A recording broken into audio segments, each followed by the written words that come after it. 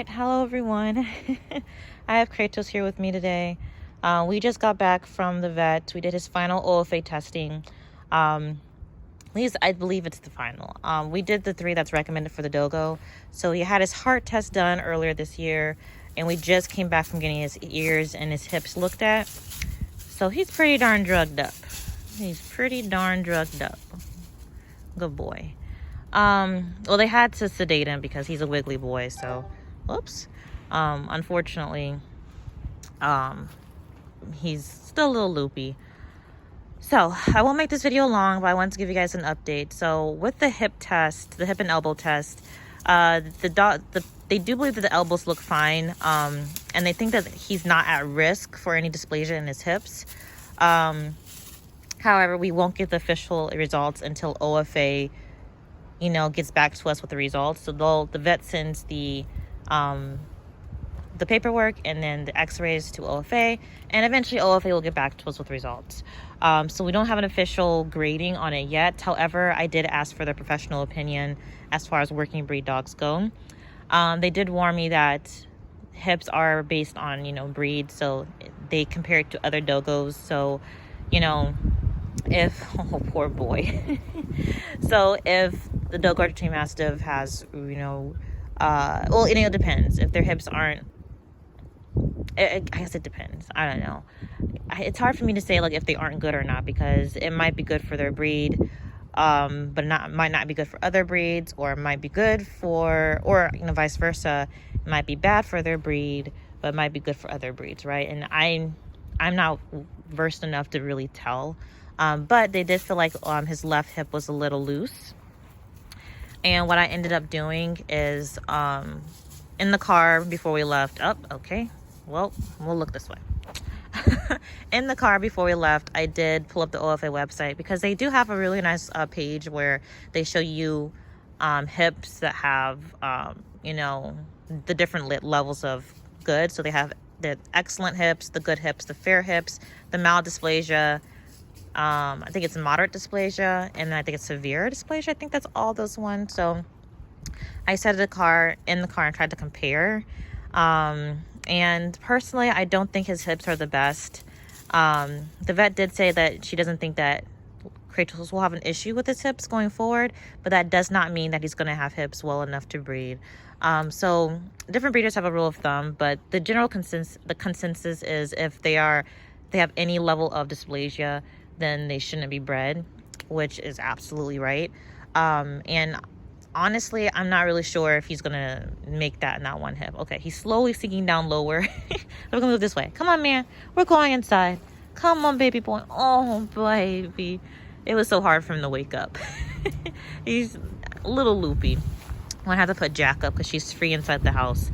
And Kratos is pretty he's pretty temperamental when he's drugged up.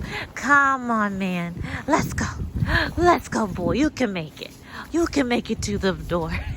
He's the cutest thing ever. Anyway, so hips are up in the air. I'm bracing myself for bad news, because if he does have any dysplasia, we're not breeding him. But like I said, we won't know that until later. They said 6 to 8 weeks. Now, the ideal is I was going to breed Samara and Kratos at the end of January, because that's when the next time she's supposed to go into heat. So if we don't have the results by then, I might just go ahead and breed them with a disclaimer, saying, hey, we don't have his results yet. He's good on everything else, but he has no results quite yet. Oh, hey, the other dog's out. Anyway, sorry, neighbor's dog. Come on, man. Let's go this way. We're going inside. Come on, baby boy. He's acting drunk, you guys. Come on, pretty boy. Yes. Good boy. Let's get you inside and lay down. You're a good boy. Yeah, he's not going to have any patience for the dogs. Anyway, my other babies. Yeah, so hearing went well. He passed his bear testing. We're just waiting on his hip results, and I am anticipating that they might not be the best. If that is true, what we'll end up doing is, like I said, if we don't get the results before Samara goes into heat, I'll breed and with a disclaimer on its results. Otherwise, if we do figure out that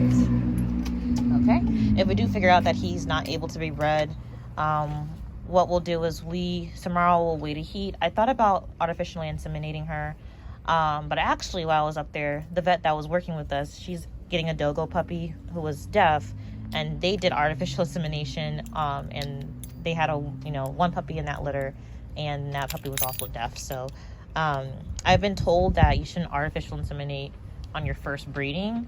So I mean, it doesn't particularly matter. Samara's she's young. She's kind of young.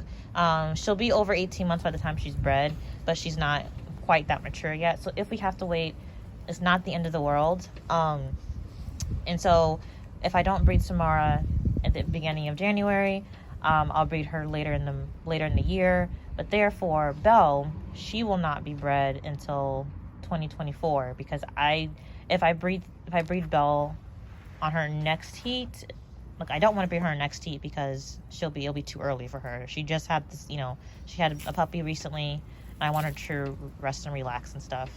So I would have bred her later next year, but if I do both Samara and Belle, I'll have 2 litters on the ground, and I don't want to do that. It's my first time having puppies at the house. We're not going to do that. So then Belle won't be bred until the year following. But that's the plan. So I just wanted to give you guys a brief update. I want to get Kratos inside so he can lay down. But I hope you guys enjoyed, and I will talk to you guys later. Bye.